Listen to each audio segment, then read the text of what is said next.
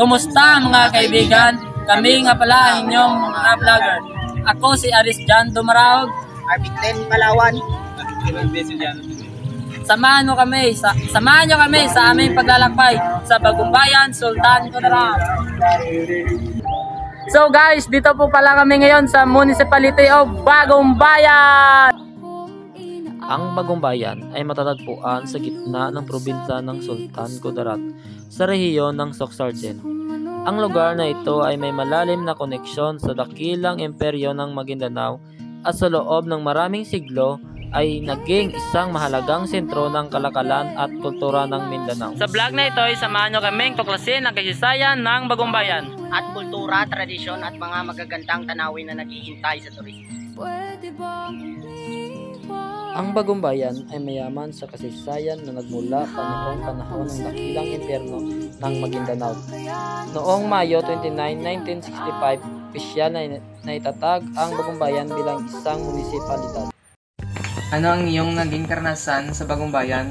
Kung paano nagbago ang lugar at ang iyong mga alaala tungkol sa kasaysayan? No, kung para sa akon, kung may kung specific nga ikuan ihambal dara ang nagbago sa Bagong Bayan, ang transportasyon ba ang sa una panahon sang eskwela kami high school way back 1990s kami nagalakat lang kami aga pa kami halin diri tapos paglakton kami dira kay di pa man na highway rough road pa man hasta dito tapos wala sang hindi abi preso bunga panahon nga ng mga kadalasan tao dito sa uma may mga motor kada isa. Sa una kami wala man, makasakay kami kung may magpundong may sakyanan nga mag-agi. Tapos kung sakyan kami, kung ay tayo lakat kami, back and forth talin sa balay, patis kulaan pa balay. Yaga pa lakat ka na. Tapos ang kasaysayan, yun man sa una panahon, ang palengke dire pa na sa dati nga gymnasium. Sa dati nga ang munisipyo nga dati sa Tubang sa may gymnasium na dati.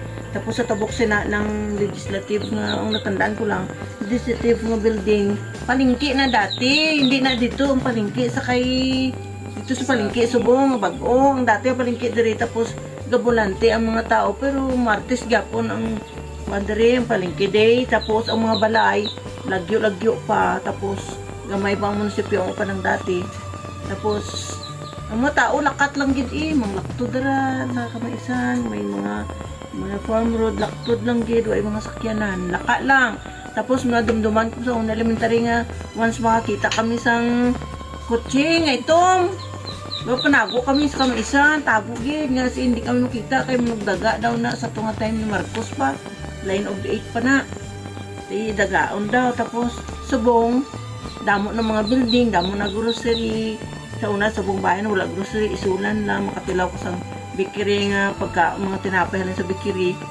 dito sa isulan gid mabakal isda dito sa isulan so diri meron ata bikiri meron ata pharmacy may infirmary ng hospital dati wala ata hospital basta bago ang damo ang nagbago para sa akon kay 52 years ako nga natawas kalibutan kuan ko na ka-start rin mo 1974 so ilan ka years 1974 kami diri. Okay.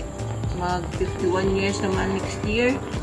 50 years sabi subong nga nag-start kaya mo nang ako na experience.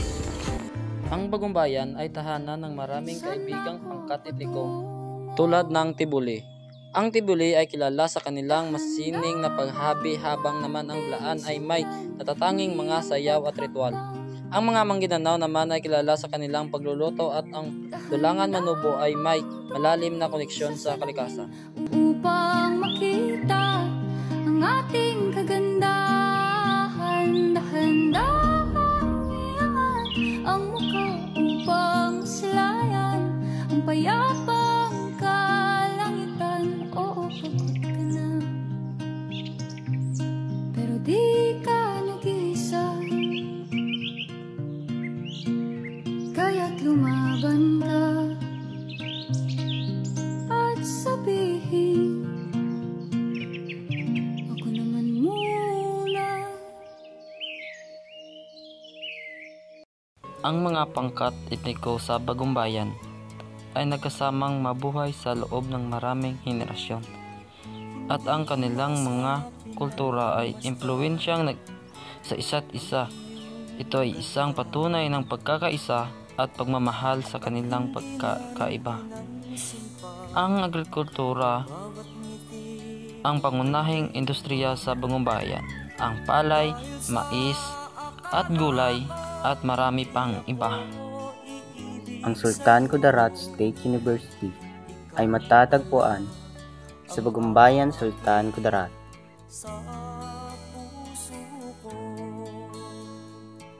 Bansada Agri-Eco Park. Matatagpuan ito sa Barangay Titulok, Bagong Bayan, Sultan Kudarat. Ang Bansada Agri-Eco Park ay isa sa popular na pinupuntahan ng mga turismo dito sa Bagong Bayan. Mayroon itong 335 steps bago ka makarating sa taas. Dahil ba ang puso ko'y labis na umibig sa'yo, hanggang kailan matitiis ilihim ang pag-ibig ko? Ano ang gagawin sa utos ng damdamin?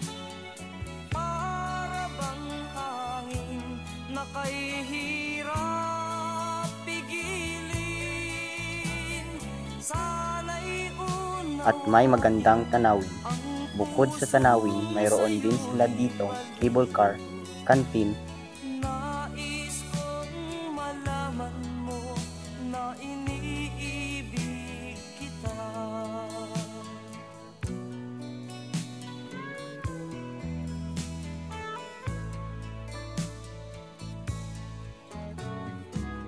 Hindi ko na sana pinagmasdan ang iyong ganda, at hindi na rin pinansin pa bawat ngiti mo may gayuma. Dahil sa akala ko hindi ako iibig sa'yo, ikaw pala ang aakit sa puso ko.